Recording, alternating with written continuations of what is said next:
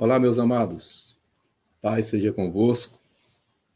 Graças a Deus que nos dá a vitória por nosso Senhor e Salvador Jesus Cristo. Aleluia.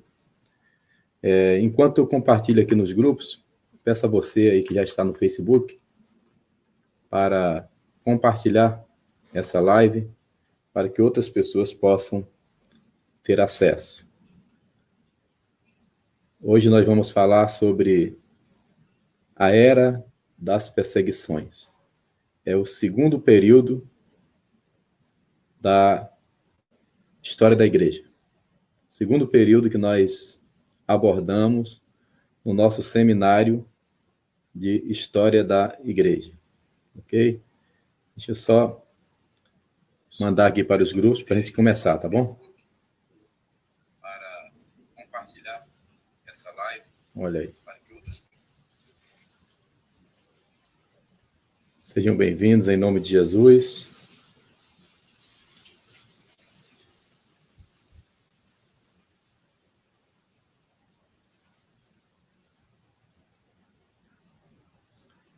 E vamos relembrar algumas coisas acerca da história da igreja.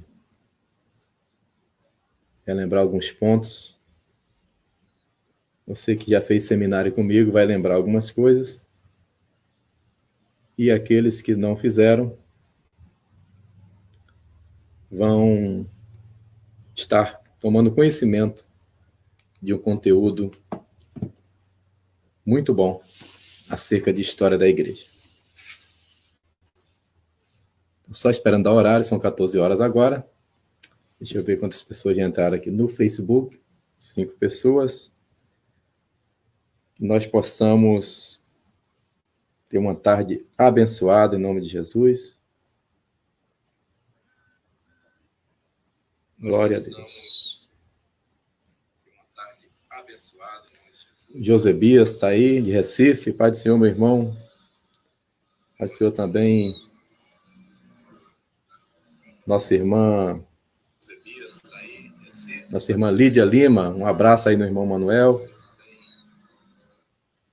Glória a Deus.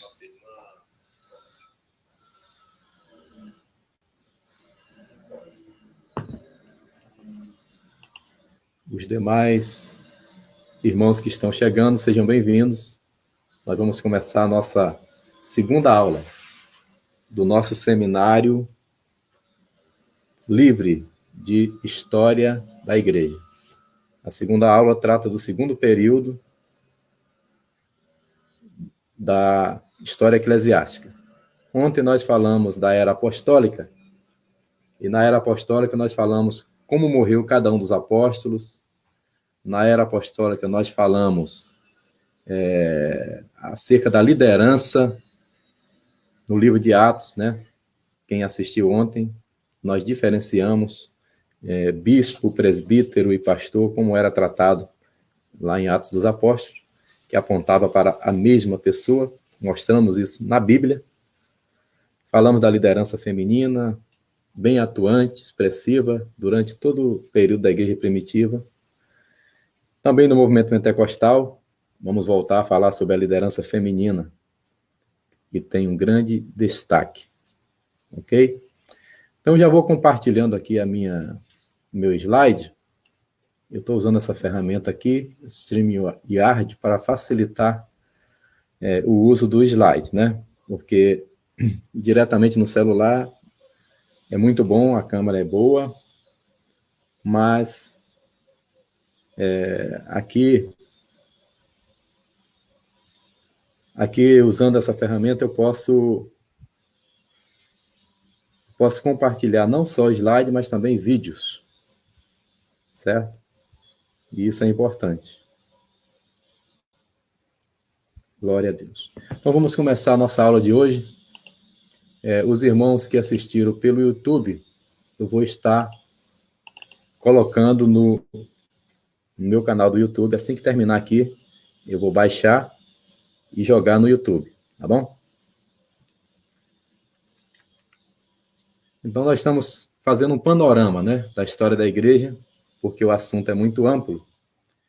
E nós vamos, então, passear pela história da igreja durante essa semana até o início da semana que vem. Aqueles que chegaram depois, né, que não me conheçam e vejam o vídeo depois, eu sou o pastor João Neres e esses são os meus contatos nas redes sociais.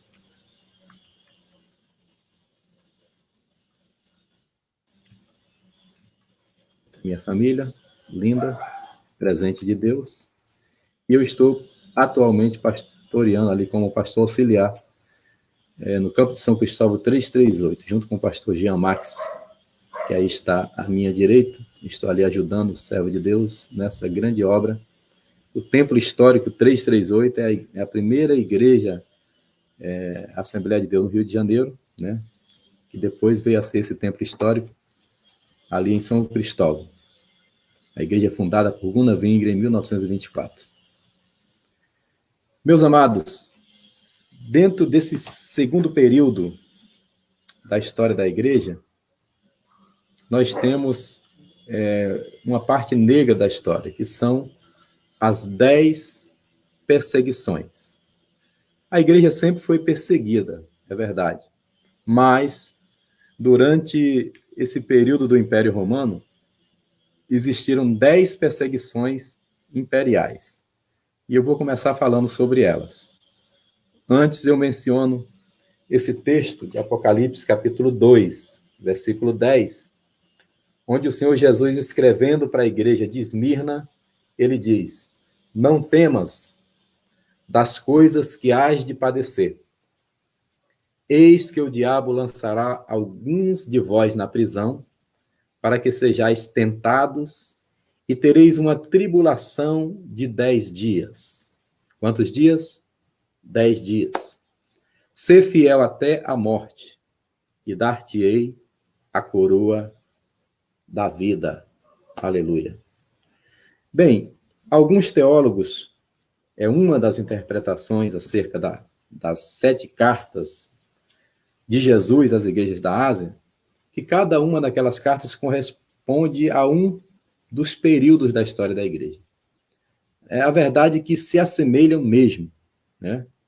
E hoje eu entendo o seguinte, que pode estar relacionado a isso, pode ser as duas coisas. E também entendemos que dentro de cada igreja e em cada era existe uma igreja Éfeso, que perdeu o primeiro amor, existe um crente Esmirna, que vai ser fiel até a morte, existe um crente Pérgamo, outro Laodiceia, outro Filadélfia, e assim sucessivamente, tá bom?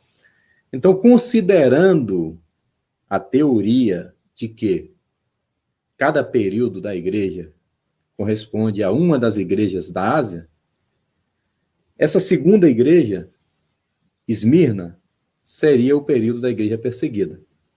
Jesus diz para ela: tereis uma tribulação de 10 dias. E alguns intérpretes da palavra de Deus, alguns teólogos, alguns exegetas, entendem que esses 10 dias pode estar se referindo às 10 perseguições imperiais que foram desencadeadas pelo Império Romano, certo? Então vamos lá.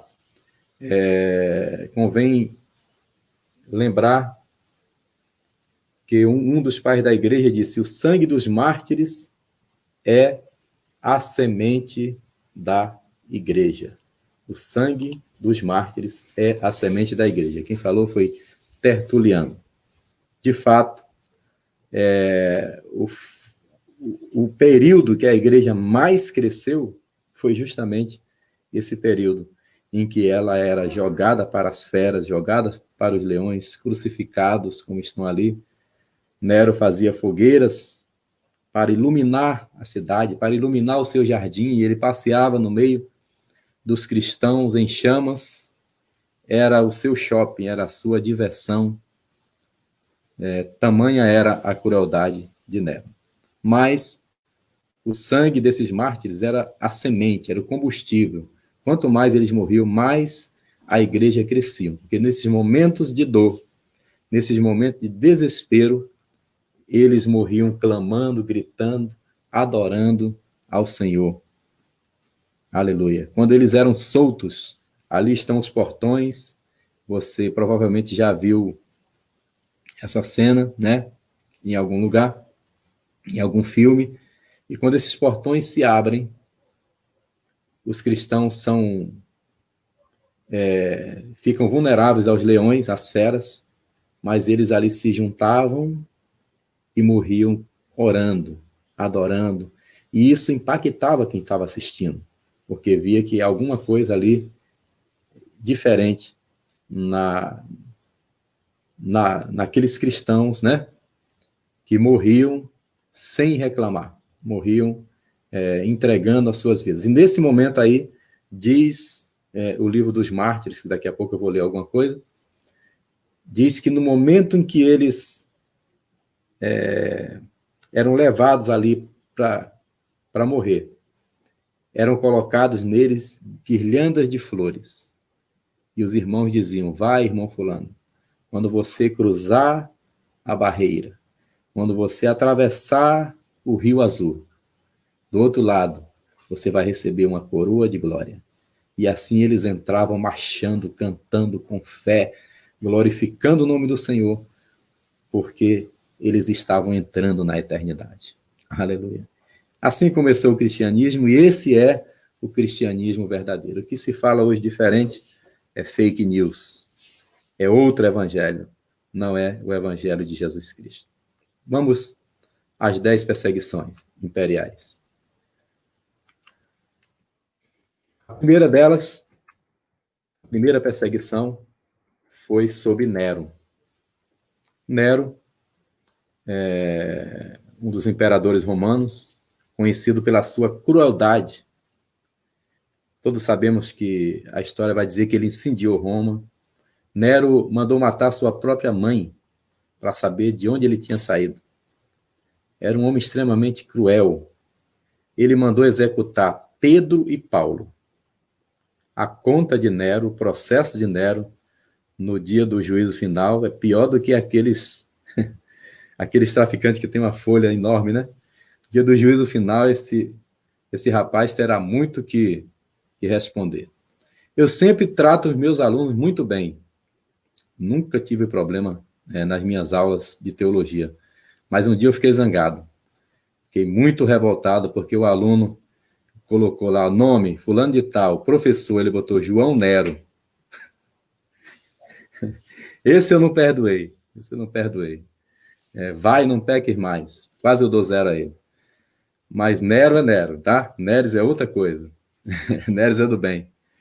Esse Nero, primeiro perseguidor da igreja, dessas 10 perseguições, extremamente cruel, mandou executar Pedro e mandou executar Paulo. Então, não precisa falar mais nada desse elemento, porque é extremamente cruel e a história dele é conhecida, né, nos livros de história geral. Bem, a segunda perseguição foi com Domiciano. Domiciano, no ano de 81, Domiciano é o imperador que vai determinar que João, o meu xará, o discípulo amado, o evangelista, o ancião que teve a visão do Apocalipse, o único que morreu de morte natural dos 12, Domiciano vai jogá-lo num caldeirão de azeite fervendo. Tamanha crueldade, né? Mas ele não morre, porque João estava no azeite, né? Estava com o óleo do Espírito Santo, e Deus não permitiu ele morrer, porque Deus tinha ainda um propósito com João, para mais uns 20 anos para frente, né? E então o imperador, com raiva, mandou exilá-lo na ilha de Patmos, e foi ali que ele teve a visão do Apocalipse. Pouco tempo depois, todos os imperadores que perseguiram, eles morreram cedo, tá? Grave isso. Todo perseguidor da igreja morre cedo, viu? São amaldiçoados. E pouco tempo depois o Domiciano morre, entra outro imperador que não persegue, tá? É importante falar isso. Entre um imperador e outro, sempre tem alguém que não persegue, tá bom? Eu estou colocando aqui os 10 que perseguiram, mas durante esses 3 séculos de perseguições, alguns imperadores foram bons, entre aspas, né? Permitiam que cultuasse, sem nenhum problema. Mas a maioria, que são esses 10 aí, mandaram exterminar os cristãos. O terceiro perseguidor, a terceira perseguição, é com Trajano, no ano de 108 depois de Cristo. No livro dos Mártires, esse que está aqui em minhas mãos, nós temos vários relatos das pessoas que morreram em cada perseguição. Nessa terceira perseguição, Plínio, um jovem erudito e famoso, conhecido como Plínio o Moço, ele foi executado, certo? Trajano, ano 108. A quarta perseguição já foi com Marco Aurélio. Olha, observe que deu um pulo bem grande, tá? De 108 para 162, alguns anos de, vamos dizer assim, de lazer, alguns anos de refrigério, sem a perseguição ativa do Império Romano. Mas Marco Aurélio, em 162, ele, de forma também cruel, vai continuar com essas perseguições. É Marco Aurélio que vai executar Policarpo, respeitado bispo de Esmirna. Policarpo recebeu o convite daquele que iria executá-lo, que era amigo, era um político, disse: Policarpo, simplesmente você acende aqui o incenso, faz aqui o seu ritual, adora o imperador, e está tudo bem, depois você volta a ser cristão. E ele disse: eu não.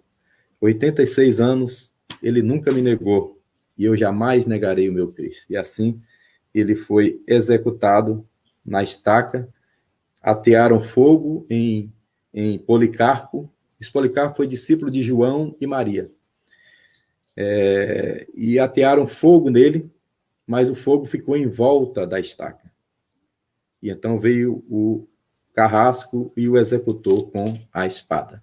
Essa foi a quarta perseguição. A quinta perseguição foi com um homem chamado Severo. Severo é que vai executar um homem chamado Justino, que era também filósofo, e foi executado nessa perseguição com Severo em 192 depois de Cristo. A sexta perseguição, Maximino. Sexta perseguição com Maximino. Nessa sexta perseguição, ainda na quinta, voltando na quinta perseguição, tem uma pessoa muito importante que eu sempre menciono, é uma jovem chamada Perpétua, tá? Também na quinta perseguição. Perpétua, ela é exposta ali no Coliseu Romano, nua, juntamente com Felicitas, que é irmã ou prima dela, uma parente, e juntamente com um jovem, e eles tiravam a roupa e lançavam todos nus para que um touro bravo atacasse. E o touro jogava para cima, e quando ela caiu próximo ao seu sobrinho, disse para ele: não negue a Jesus. E os três morreram ali sem negar ao Senhor. Essa sexta perseguição, com Maximino, foi uma perseguição também ativa, né? Várias pessoas aqui foram executadas, nenhum nome de destaque, nomes difíceis que nós não conhecemos na história. Mas na sétima perseguição, ainda sob Décio, nós temos a história de uma jovem chamada Ágata. Ágata, o governador, queria que ela fosse sua. Havia uma mulher maligna, tipo Jezabel, tipo uma cafetina, que queria que ela se deitasse com o governador. E ela se negou. E por conta disso, ela foi martirizada, né? Ágata foi flagelada, queimada com ferros em brasa e desencarnada com ganchos de ferro. Ao suportar essas torturas com admirável força, foi posta nua sobre brasas misturadas com vidro. E logo devolvida ao cárcere, onde expirou no dia 5 de fevereiro de 251 depois de Cristo. Ágata morreu pura e fiel ao Senhor para não se contaminar com esse mundo. Na oitava perseguição, o perseguidor foi Valeriano. Valeriano, ele executou Estevão, conhecido como bispo de Roma. Não é aquele Estevão, o primeiro mártir, né, mas um bispo de Roma foi executado nessa oitava perseguição. Na nona perseguição, Aureliano. Aureliano, na sua nona perseguição, ele mata um cristão chamado Quitim, que era natural de Roma, e decidiu não negar, permaneceu fiel juntamente com outros amigos, e seu corpo foi dilacerado com açoites e arame farpado. Essa era a crueldade dos perseguidores, dos imperadores, daqueles que perseguiam a igreja do Senhor durante esse período, dessa era da igreja perseguida. E, finalmente, o último perseguidor, o pior de todos, é Diocleciano, em 303 depois de Cristo. Diocleciano, ele é tão miserável, tão ruim, tão maligno, que ele manda erigir um altar, e no altar ele manda escrever em homenagem à extinção da praga chamada cristianismo. Ou seja, ele estava determinado a extinguir com os cristãos. Ele estava dizendo o seguinte: se nem Nero e ninguém até aqui conseguiu acabar com eles, eu vou acabar. É o meu decreto. Mas ele morreu, sabe-se lá se resta pelo menos os ossos, né? E a igreja do Senhor permanece de pé, permanece vitoriosa, permanece vencedora. Louvado seja o nome do Senhor. Na página 13 do Livro dos Mártires, tem esse relato que eu deixo aí para vocês. Diz assim: nessas ocasiões, os cristãos caminhavam para o martírio, coroados com guirlandas de flores, aquilo que eu falei no começo. Por elas, recebiam no céu imarcessíveis coroas de glória. Diz ainda assim: a vida dos cristãos primitivos consistia em perseguições sobre a terra e orações no subsolo. Hoje nós temos templos, temos conforto, e é tão difícil, né, do povo adorar, pois eles adoravam nas catacumbas de Roma. Aquele livro que eu mostrei ontem, eles adoravam entre os túmulos, eles adoravam escondidos, porque também não tinha feriado, não tinha domingo, tá? Então, não tinha sábado. Então, eles tinham que adorar na madrugada, porque 6 horas da manhã tinha que estar fazendo o café para o patrão. Eram escravos, uma grande parte deles, certo? Depois, outros cristãos nobres também foram se convertendo, pessoas de posse, mas uma grande maioria que era dependente, né, do seu trabalho, eles estavam ali submissos e adoravam no horário de folga, que era de noite. Bem, continuando aqui. Existe uma história também aqui no livro As Catacumbas de Roma, que eu mostrei ontem. Eu falei ontem essa história, né? Onde o capitão que estava torturando, ele se junta aos 40 que cantam. 40 lutadores por ti, ó Cristo, para vencer por ti e de ti receber a coroa de vencedor. Um desistiu, ficou só 39, aí o capitão é tocado pelo Espírito Santo, o centurião, tira o anel, tira a couraça, tira os símbolos de capitão romano, e ele se junta aos 40 e começa a cantar de novo: 40 lutadores por ti, ó Cristo, para vencer por ti e de ti receber a coroa de vencedor. O covarde ficou, mas os 40 entraram vitoriosos na vida eterna. Aleluia. Agora, meus amados, nós vamos falar de alguns inimigos, são seitas, né? São seitas que existiam na época, Deixa eu só voltar aqui rapidinho. São seitas que existiam na época, que nós chamamos de inimigos internos e inimigos externos, certo? Então, eu vou mencionar aqui alguns inimigos da igreja, começando pelos inimigos externos. Deixa eu só compartilhar aqui para vocês.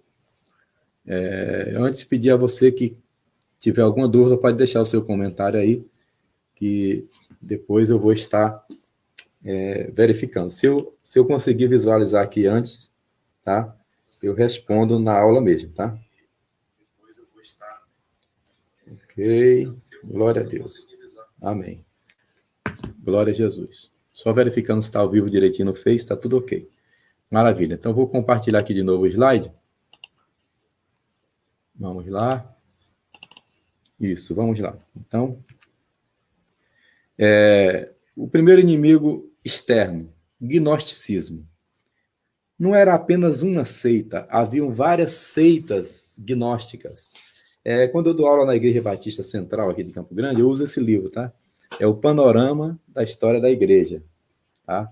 É da editora Vida, é um curso teológico completo. Cada matéria tem um livro desse.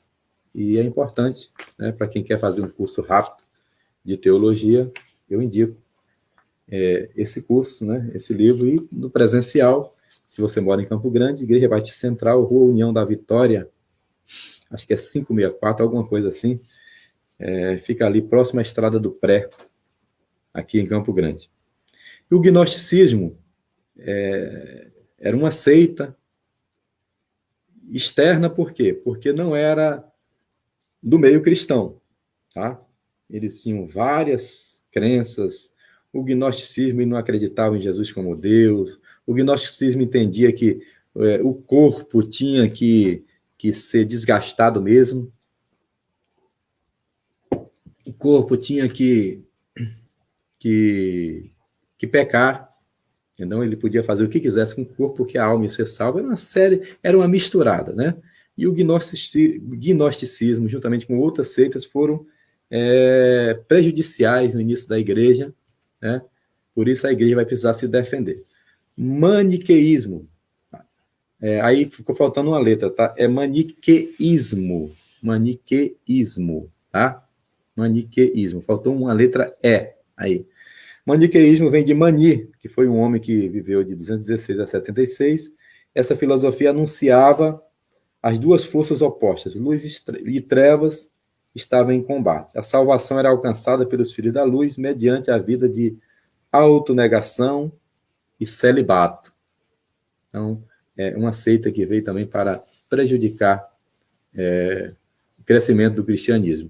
Outro inimigo externo, ou inimigos de fora, é o neoplatonismo, né? Constitui sobre os ensinamentos de Platão, era o desafio altamente místico lançado contra o cristianismo, ensinava que o objetivo de todos os seres humanos era a reabsorção da essência divina.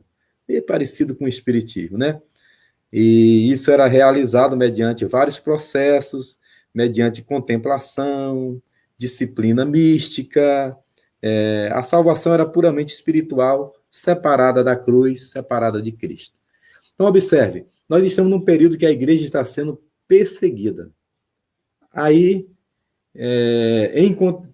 em apoio à força do inimigo, você ainda tem essas falsas doutrinas bombardeando. Se você já tinha que se esconder, cultuar de madrugada, né? Cultuar nas cavernas, não tinha templo. E aí, você ainda tem essas seitas para impedir o crescimento da igreja. Mas como se não bastasse, haviam também os inimigos internos. Quais eram? O marcianismo, né? O marcionismo vem de um homem chamado Marcião, né? Um herege do segundo século. Ele definia a existência de dois deuses, o Criador e o Redentor. O primeiro era o Deus do Antigo Testamento, mau, caprichoso. O segundo era o Deus amoroso e redentor revelado em Jesus Cristo. Ou seja, ele dizia que o Deus do Antigo Testamento era um totalmente diferente e Jesus era outro. Tem gente que até hoje pensa umas coisas parecidas, sabia? O outro grupo de inimigos internos era o ebionismo, né? O ebionismo ensinava que Jesus era sucessor profético de Moisés e não a segunda pessoa da Trindade, ou seja, ele não aceitava Jesus como Deus, eram legalistas até a medula e desafiavam o evangelho da graça de Deus. Montanismo, né, vem de um homem chamado Montano, né? Montano é tido como um pentecostal do primeiro século, digamos assim, e isso não é senso comum em todos os autores, tá? Alguns colocam ele como sendo um crente fervoroso, mas o fato é que ele tinha alguns princípios que não batia com a Bíblia, né? Geralmente a pessoa, quando tem um dom e ele se acha mais que todo mundo, ele começa a desentoar a coisa, né? Então, ele ensinava a obediência ao Espírito Santo por meio do seu mensageiro, que era Montano, ou seja, o mensageiro era só ele. Quando você começa a se achar exclusivo, quando você começa a se achar o profeta, há tempo que você se desviou da verdade e já está praticando uma seita. E ele praticava rígido ascetismo, que incluía celibato e jejuns prolongados, né? Os montanistas desafiavam a autoridade dos oficiais da igreja e se colocavam à parte do cânon das escrituras. Ou seja, Deus pode revelar fora da Bíblia. Aí complica, né? Aí complica. Então, além dos inimigos externos, que eram as seitas, como o neoplatonismo, como o gnosticismo, né? Maniqueísmo e outras, nós tínhamos também essas seitas internas, inimigos internos, que distorciam a palavra de Deus, né? Liam a Bíblia, mas interpretavam diferente. Bem, para combater esses inimigos internos e externos, e lembre-se que nós estamos no meio da perseguição, né? Não tem mais apóstolo, todos morreram. Nós estamos entre o ano 100 a 313. Então agora começa a surgir os pais da igreja. Quem são? São figuras que entendem da palavra de Deus, são estudiosos, são pessoas capazes de aconselhar, de interpretar o texto, de compilar, né, a Bíblia. Um deles compilou a Bíblia Sagrada, a Vulgata Latina. Então, esses homens são pessoas influentes, que podem orientar, são os ensinadores desses 3 séculos de perseguição. Então, os pais da igreja são divididos em 3 classes. Pais apostólicos, os apologistas, que é aqueles que escrevem defendendo, né, a fé, são apologetas ou apologistas, e os teólogos. Aí em teólogos você vai encontrar Agostinho de Hipona, né? Agostinho de Hipona, célebre teólogo, considerado tanto pelos evangélicos como pelos católicos, tá bom? Mas os pais da igreja são esses homens que vieram depois dos apóstolos, tá? Por isso o primeiro grupo é chamado de pais apostólicos, porque eles tinham ensinamento, eles tinham palavra para ensinar ao povo que estava tão vulnerável, que não tinha Bíblia, porque você tinha uma carta de Paulo aqui, outra ali, outra acolá, mas você não tinha a Bíblia toda ainda. Então era muito difícil, né? Essas são as 3 classes dos pais da igreja. Bem, caminhando aqui para o final, então, no ano de 313, o imperador Constantino vai promulgar o Edito de Tolerância. O Edito de Tolerância, ele vai impedir que os cristãos sejam perseguidos. A partir de agora, você pode cultuar, você pode adorar, tanto em casa, como em templo, onde você quiser. Porque agora o imperador, pelo menos teoricamente, ele se converteu, né?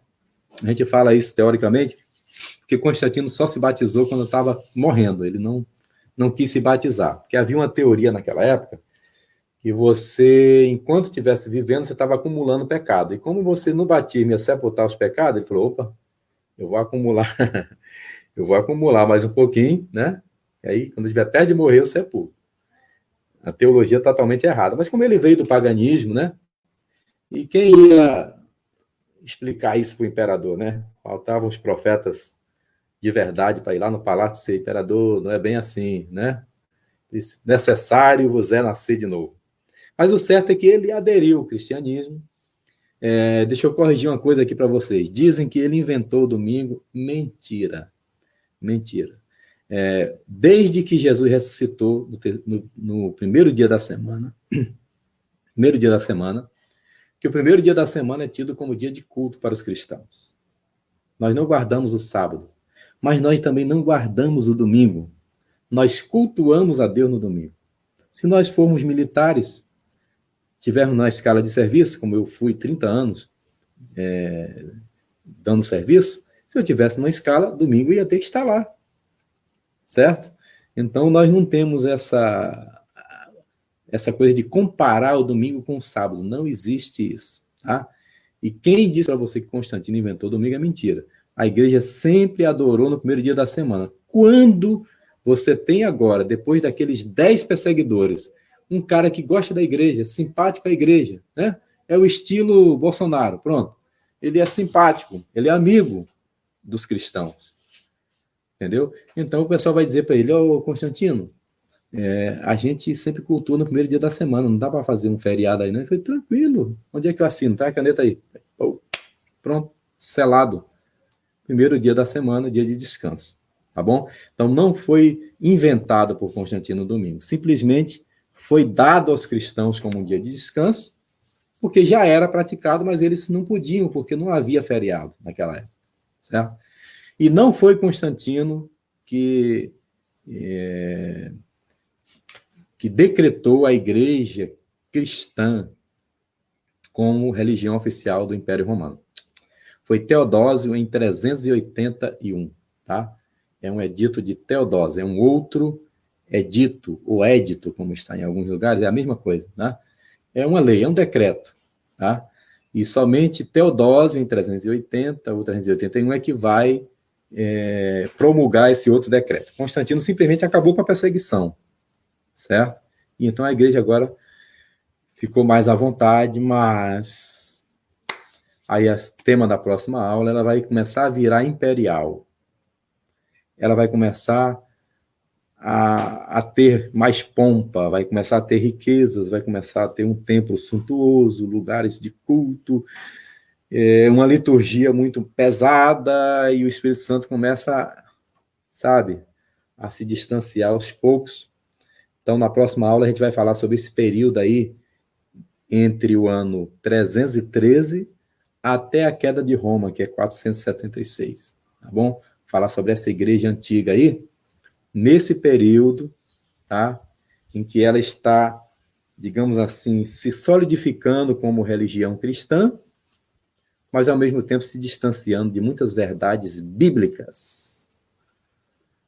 E aí onde vai haver também o nascimento do papado e o surgimento da igreja que nós conhecemos como católica apostólica romana, que na verdade é bem romana e é bem menos católica, porque católica é universal, e quase nada de apostólica, porque a apostólica tem que praticar a doutrina dos apóstolos. Tá bom? Então, na próxima aula, nós vamos falar sobre esse terceiro período da igreja, sobre essa igreja antiga, sobre essa igreja imperial, sobre os pontos positivos e negativos que nós tivemos aí, com a igreja agora sendo a religião oficial do Estado. O que é que foi de bom? O que é que foi de ruim? Na próxima aula, vamos abordar esse tema. Bem, meus amados, qual era o perfil da igreja perseguida? Qual era o perfil de Esmirna? Qual era o perfil da igreja do ano 100 a 313? Ao anjo da igreja em Esmirna escreve: isto diz o primeiro e o último, que foi morto e reviveu. Conheço as tuas obras, e tribulação, e pobreza, mas tu és rico. Aleluia. Falamos sobre as 7 cartas, né, nas nossas lives. Para Esmirna ele diz: tu dizes eu sou pobre, mas eu te digo, tu és rico. Para Laodiceia ele diz: tu dizes, sou rico, rico sou, estou enriquecido, e de nada tenho falta. E eu te digo que tu és pobre, miserável, desgraçado, cego e nu. Conheço a tua tribulação, Esmirna, igreja sofrida, perseguida. Conheço a tua pobreza, mas tu és rico. E a blasfêmia dos que se dizem judeus e não são. Tem muita gente aí dizendo que é e não é, né? Dizendo que é pastor e não é, dizendo que é apóstolo e não é, dizendo que é profeta e não é. Deus sabe e Deus conhece os que são seus. Mas eles são da sinagoga de Satanás. Esse era o perfil da igreja de Esmirna. Uma igreja que se achava pobre, mas era rica. A igreja da perseguição. A igreja que não teve templo. No entanto, foi o período que ela mais cresceu. Entenda o que é a igreja. Entenda como a igreja ela se destaca e ela se adapta e se readapta onde for preciso, porque as portas do inferno não prevalecerão contra a igreja do Senhor. Aleluia. Queridos, que Deus assim os abençoe.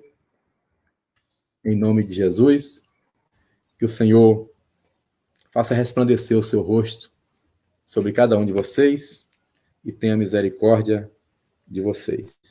Deixa eu só ver se tem alguma pergunta aqui que eu possa responder. Faça resplandecer o seu rosto. Aleluia. Glória a Jesus. Vocês, tenha misericórdia. Amém. Não tem? Eu vou encerrar aqui e amanhã, mesmo horário, terça-feira, dia 7, às 14 horas, nós temos uma nova aula, aula número 3 do nosso seminário gratuito, livre de História da Igreja. Deus abençoe, meus amados. Um abraço a todos e a paz do Senhor.